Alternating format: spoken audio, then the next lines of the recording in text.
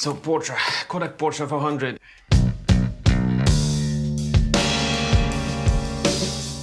A couple weeks ago, I shot my first roll of Kodak Portra 400, and I must say, I was totally surprised by the results. I didn't expect that from Portra. I had a completely different impression of it from all of the reviews, and all of that led me to a conclusion that I wanted to share in this video specifically, but I'll do it later. First, let me start with the background.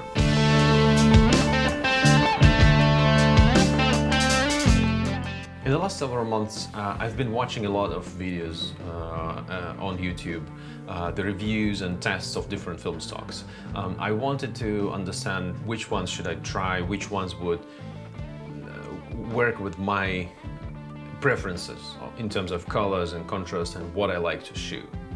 And of course, Kodak Portra 400 came up very often, and my impressions of it from all of the reviews and tests and samples that I saw was that it's great for portraits, obviously great skin color rendering, otherwise very balanced and pastel colors. And that's not really what I'm looking for usually. I don't do portraits a lot, and I like really rich and vivid colors and high contrast, so I was kind of hesitant to even try Portra, especially considering that it's one of the most expensive film stocks. And that was my mistake, that was my bias that I've built watching all of these reviews. So recently I was on vacation in Vancouver, and I had a few rolls of film with me. It was a great sunny day, really great weather. I thought, I'll give Portra a try. Why not? Maybe I'll shoot a couple portraits of my wife, and the rest of the roll, I'll see how it turns out. I don't know what to expect. I kind of have an idea what to expect, but it's okay, I don't mind. It was later in the afternoon, very sunny. It wasn't exactly the golden hour yet, but it was a nice, pleasant color. And the results of the film turned out to be absolutely amazing, totally unexpected for me.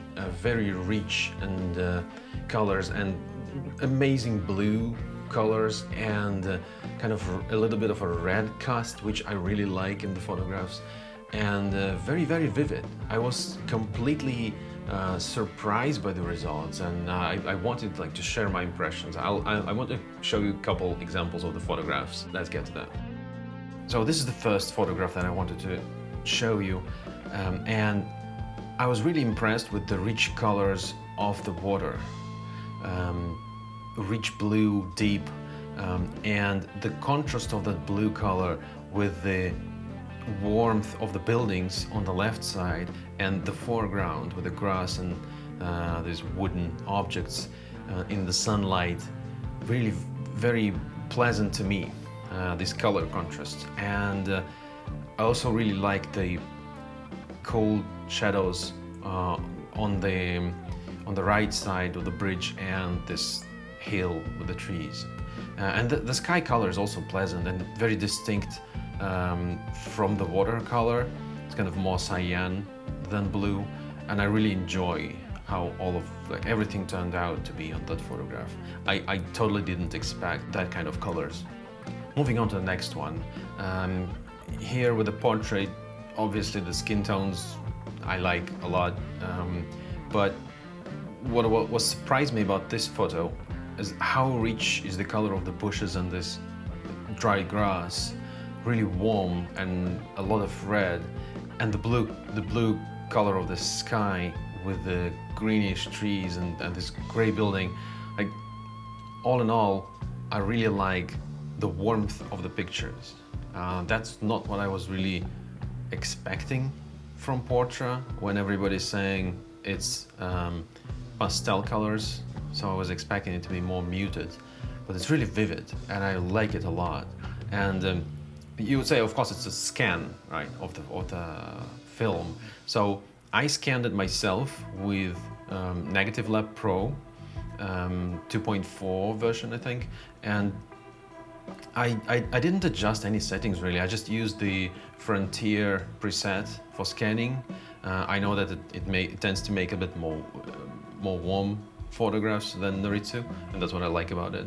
And I use the Kodak profile for the white balance settings. So, and I didn't adjust anything else really. It's just that how it turns out with the Negative Lab Pro plugin out of the box, pretty much, which I totally didn't expect. Let's move to the next one. And this one is probably my favorite exposure from the whole roll. That one was shot in Seattle, in Washington. I finished the roll when we came back. It's really hard for me to finish 36 exposures. And this was a bright sunny day. The sun, as you can see, is on the left, quite high. The shadows, you can see from the shadows.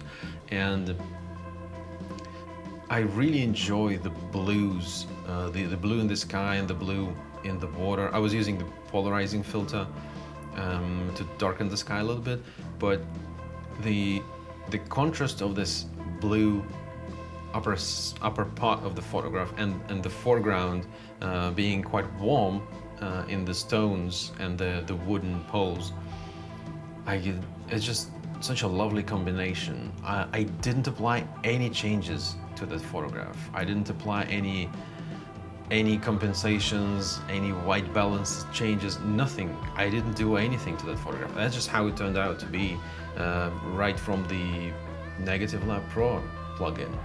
That's it. It's just, I was totally amazed. Most of the photographs that I had for some other rolls like Fuji or other Kodak, like Color Plus and Gold, I would adjust a little bit something, like maybe some color is a bit too bright, maybe too rich, maybe a bit too much of a yellow cast or something. Here it's just pleasant overall. There's nothing that I want to change in it, and that was surprising to me with Portra, that most of the photographs, they were just really good out of the box, and I feel like I don't want to change anything in them. I just like how they look, and that was not what I expected from Portra.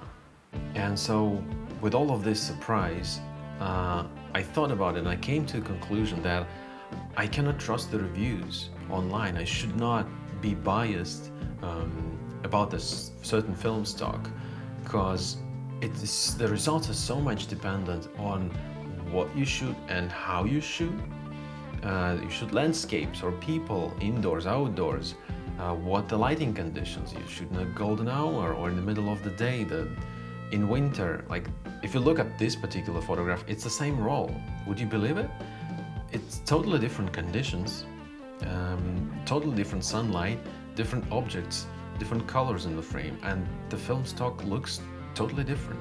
My conclusion, I have to try different stocks for myself.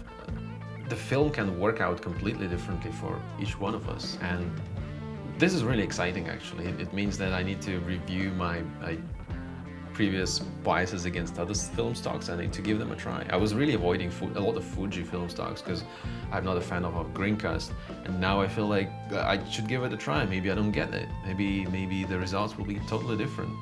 So I really like Portra. I have a bunch of it in my fridge now. Looking forward. I have 120 rolls. I'm really excited about shooting 120 on Portra. These photographs will be amazing. That's basically what I wanted to share. Don't be biased against certain film stocks. Give it a try. All right, that's it for today. Thank you for staying, and see you next time.